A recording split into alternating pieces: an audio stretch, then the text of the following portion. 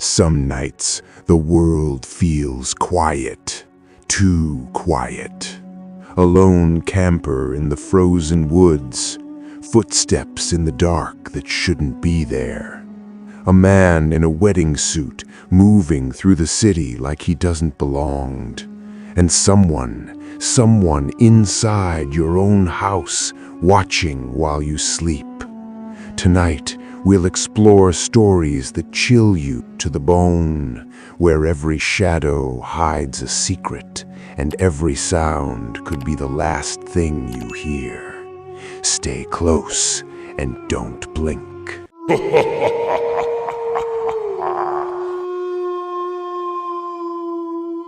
I went camping alone last winter with my dog, Roscoe, something I will never do again. I had taken a few days off work and wanted complete isolation. No people, no noise, just silence. I loaded my truck with winter gear and drove up a narrow trail that cut deep into a state forest. The road was barely maintained, buried under packed snow and ice with no tire tracks anywhere. It felt abandoned, like no one had driven through it in weeks. After nearly an hour of slow driving, I pulled into a small turnout that looked forgotten by time. From there, I hiked another 20 minutes into the woods with my pack and Roscoe at my side. Eventually, I reached a small clearing surrounded by dense trees. The snow was pristine, no footprints, no disturbances, nothing to suggest anyone had been there recently. That should have comforted me. Instead, it made the place feel unnaturally empty. I cleared a spot for my tent while Roscoe stayed close, sniffing the tree line and occasionally stopping to stare into the woods longer than normal. I ignored it at the time. I pitched the tent, forcing the stakes into frozen ground, and laid out my sleeping pad and winter-rated sleeping bag. The temperature was already dropping fast, so I stayed layered: thermal base layers, thick socks, fleece, and a heavy jacket. Once camp was set, I built a small fire pit and gathered dead wood. The fire crackled softly as I cooked dinner and ate on a fallen log. Roscoe lay beside me, his body tense but quiet. The forest was silent in a way that felt wrong. Snow absorbs sound, I learned that from my dad, but this was different. It felt like the woods were holding their breath. That's when Roscoe suddenly stood up. He started barking sharply toward the trees. At first, I wasn't worried. Deer were common out there, and he'd barked at them before. I told him to calm down. After a moment, he did, slowly sitting back down, but never taking his eyes off the darkness between the trees. I checked my watch and decided to stay by the fire a bit longer. I was carrying my handgun, holstered at my side like always when I camped remotely. At that point, I still felt in control. I didn't know yet that the night had already noticed me. About 20 minutes later, Roscoe started barking again. This time it was louder, sharper, more aggressive. And then I heard it too. Footsteps. They were distant at first, muffled by the snow, but unmistakably human. Someone was moving through the woods. I stood up slowly and listened. The footsteps stopped. Then, after a few seconds, they started again, deliberate, careful, like whoever it was knew exactly where they were stepping. Roscoe's barking shifted into a low growl. Then he went completely silent. That silence scared me more than the noise. He stood frozen, staring straight ahead toward the tree line. I followed his gaze, and that's when I saw it, a shape at the edge of the woods. Someone was standing there, half hidden by shadows, barely illuminated by the firelight flickering through the trees. My heart started pounding. I called out, trying to sound calm, saying he startled me and telling Roscoe it was okay. The figure didn't respond. He didn't move at all. After a moment, he stepped forward just enough for me to see his face. It was a man. He asked what I was doing out there, that deep in the woods. His voice was flat, cold, not friendly in the slightest. I told him I was just camping with my dog, trying to enjoy nature. He didn't answer right away. He just stood there, watching me like he was sizing me up. That's when I felt the situation turning wrong, like a switch flipping in my gut. I told him calmly that I was armed. He let out a quiet laugh. He said something about how I was threatening him instead of inviting him to join me, asked where my hospitality was. The words didn't match his tone. There was something mocking about it. Then, without another word, he turned around and walked back into the darkness. His footsteps faded slowly, swallowed by the trees. I stood there long after he disappeared, staring at the spot where he'd been. Roscoe stayed pressed against my leg, his body rigid. Everything in me screamed that I was no longer alone in those woods. Eventually, I forced myself to act. I put out the fire carefully, piling snow over the embers and stirring until there was nothing left that could glow. I didn't want light. I didn't want to be seen. I crawled into my tent and sealed it shut. Inside, I did everything I could to stay warm. Sleeping pad against the frozen ground, hat pulled low, sleeping bag cinched tight. I kept hand warmers near my chest and feet. Roscoe curled up beside me, his warmth the only thing grounding me. I lay there, listening, not to the forest, but to the silence waiting to break. I lay there in the tent, barely breathing, listening to the woods, or rather, the absence of sound. The silence felt heavy, like something was pressing down on the fabric of the tent itself. After a while, Roscoe started growling, low, deep, continuous. Then I heard what he was reacting to. Footsteps. They weren't far away this time. They were slow, deliberate, and coming closer. The crunch of snow stopped just outside the tent. Roscoe began howling, raw panic in his voice. I whispered for him to stop, terrified the noise would draw attention. When he finally quieted, he went back to growling, every muscle in his body tense. Whoever it was didn't speak, they just stood there. I could hear subtle movements, shifting weight, the faint scrape of boots in the snow. I had my gun in my hand now, my finger tight against the frame. I didn't want to use it. I didn't want to threaten someone and be forced to follow through. I had never shot anyone in my life, and the thought of killing someone, even in self-defense, made my stomach turn. But the presence outside the tent didn't move. Finally, my fear boiled over. I cocked the gun and said clearly that I was armed and that whoever was outside needed to leave immediately. For several seconds, there was nothing. Then I heard footsteps again. They moved away slowly at first, almost reluctantly, before picking up speed and disappearing back into the woods. I didn't unzip the tent. I didn't look. I stayed frozen for hours, gripping the gun, barely blinking. Roscoe never relaxed. He stayed alert until the sky began to lighten. At the first hint of dawn, I packed up as fast as I could. I didn't eat, I didn't check my surroundings, I just collapsed the tent, stuffed everything into my pack, and got out of there. We hiked straight back to my truck and drove away without looking back.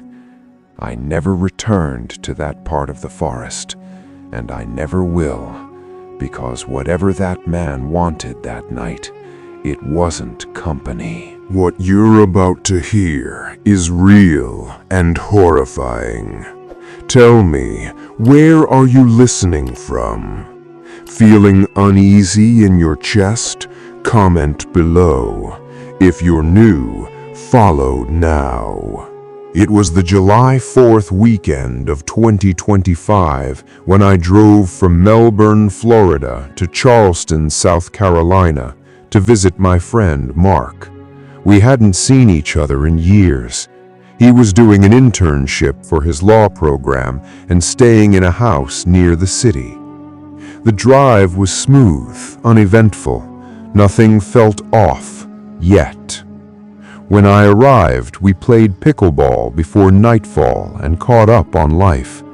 Later that night, I went downstairs to sleep on a couch positioned next to large windows. The windows faced another apartment building and a tangled maze of alleyways with an abandoned house sitting across the street. I remember thinking it looked creepy, but Charleston has that old, eerie charm, especially at night. The next day, after more pickleball and hanging out, we walked through the Charleston City Market. It was crowded and loud, full of tourists and street vendors. Eventually, we came out near the docks by the water. That's when we saw him. A man in a wedding suit was shambling down the road. He wore a crisp black suit, a neatly tied bow tie, and spotless dress shoes. Everything about him looked clean, too clean. His long, black, curly hair framed his face, and his skin had a tan complexion. He wasn't dirty, he wasn't disheveled, he didn't look homeless or drunk, but the way he moved was wrong. He walked slowly, stiffly, like each step required effort. His eyes were unfocused, as if he wasn't really seeing the world around him. The market behind us was loud and alive, yet he moved through it completely alone, detached from everything. If we crossed the street, we would have walked straight into him. Something in me reacted instantly. I grabbed Mark's arm and told him we weren't crossing. We turned right instead, moving deeper into the city and picking up our pace. The man was walking so slowly that it should have been easy to put distance between us. As we walked, I told Mark how strange the guy felt. His clothes were too perfect, too intentional. Mark agreed. Something about the man didn't sit right. After several blocks, we relaxed a bit. The city was busy, full of people. That's when Mark stopped walking. He pointed down the street, and my stomach dropped. The same man was there again, far ahead of us, diagonal across the street, moving with that exact same slow, unnatural gait. There was no logical way he could have gotten there without us seeing him. Yet somehow he had. Mark and I stood there longer than we should have, watching the man move down the street. He didn't speed up. He didn't react to the crowd. He just kept that same slow, dragging pace, like time worked differently for him. Neither of us said anything for a moment. Eventually, we brushed it off and kept exploring the city. Charleston was busy, beautiful, alive. It didn't make sense to let one strange encounter ruin the trip. By the time evening came, we had almost forgotten about the man in the suit. The next day was July 4th. That night, we drove out to a small island about 20 minutes away to watch the fireworks.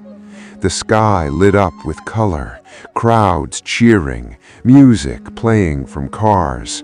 Everything felt normal again. The weird feeling faded into the background, but it never fully left. On July 5th, my last night in Charleston, we decided to go on a ghost tour we had already booked before the trip. The city was packed. It was a warm Saturday night with people everywhere, restaurant lights spilling onto the streets, and that heavy historical atmosphere Charleston has after dark. After the tour ended, we walked through one of the main restaurant districts. A large crowd was moving toward us, fast and loud. That's when it happened. Both Mark and I noticed him at the exact same moment. He was right there, in the middle of the crowd. The same man, the same wedding suit, the same bow tie, the same long black curly hair. He moved differently from everyone else. While the crowd flowed naturally, he shuffled forward at that same slow, unsettling pace, as if he had been placed there rather than walking there. Two people walked directly beside him. He brushed between them, yet neither of them reacted. It was like they didn't even register his presence. He stood out instantly. No one noticed him. Then, for just a second, he looked straight at us. There was no emotion in his face, no curiosity, no recognition, just awareness. Then he kept moving forward, carried along by the crowd without truly being part of it. We watched him drift down the street until the crowd thinned. When it did, he was still there, still shambling, until he turned down a darker side street and disappeared. Mark and I looked at each other. Neither of us laughed. Neither of us spoke. We both knew something was wrong. We returned to the house that night, shaken but trying to shake it off. Mark went upstairs and I stayed downstairs, shutting the blinds and trying to settle in. I couldn't stop thinking about him, the man in the suit. Something about him felt unreal, yet terrifyingly real. Around midnight, I heard a light tapping on the window next to me. I froze. My heart pounded in my chest. A few seconds passed, and I forced myself to look. I lifted the blind just slightly. At the far end of the alley, I saw him again, the same man, same suit, same bow tie, same slow, detached movement. He was turning a corner, glancing back directly at the window. I stumbled back, my stomach dropping. I couldn't move. I didn't even breathe for a moment. He disappeared into the shadows of the alley, but that glance, cold, measured, almost deliberate, was burned into my mind. The next morning, I told Mark. Even he, a man who doesn't believe in anything paranormal and prides himself on logic, admitted it shook him. He couldn't explain it. Neither could I. That man wasn't random. He wasn't lost. He wasn't normal. His presence had a weight, a subtle, terrifying control over the space he occupied. I drove back to Florida on July 6th, but the image of him turning that corner haunts me to this day. Since that weekend, I've double-checked door locks, memorized the sounds of my floorboards, and walked around with a heightened awareness I never had before. Some things in this world can't be explained, and some things, like him, shouldn't be ignored. What you're about to hear is real and horrifying. Tell me, where are you listening from? Feeling uneasy in your chest? Comment below. If you're new, follow now. I live alone in a small house I bought a few years ago. My routine is boring, predictable, working from home, ordering groceries online, going to the gym late at night, barely talking to neighbors. That routine is exactly why I didn't notice it sooner. It started on a Tuesday around 2:30 a.m. I was half asleep on the couch, the TV on low, when I heard a soft thump near the back of the house. Not loud, not alarming, just wrong. My first thought was a kitchen item falling, or maybe the house settling. We all hear noises like that, right? I muted the TV to listen, but the thump didn't repeat. I checked the back door, locked. Everything seemed fine. I went back to bed. The next morning, I noticed the door felt odd when I opened it. The deadbolt was intact, but the handle felt loose, twisted as if someone had fiddled with it. I made a mental note to fix it later. That night, I went to the gym around 11 p.m. and got back after midnight. As I pulled into my driveway, something felt off. The porch light was off, though I always leave it on. I stood in the car for a few seconds, trying to convince myself I probably turned it off earlier. Inside, nothing looked unusual. Still, a creeping sense of unease had begun to settle. I walked through the house, scanning each room like a stranger. I had never done this before. My home had always felt safe. That night, for the first time, it didn't. Around 3 a.m. the next night, I heard it again. Slow, heavy thumps coming from the back of the house. Footsteps, I whispered to myself. My heart started hammering. I held my breath. The sound seemed to pause, then continue, deliberate, creeping closer. The next morning, I found muddy shoe prints near the back door.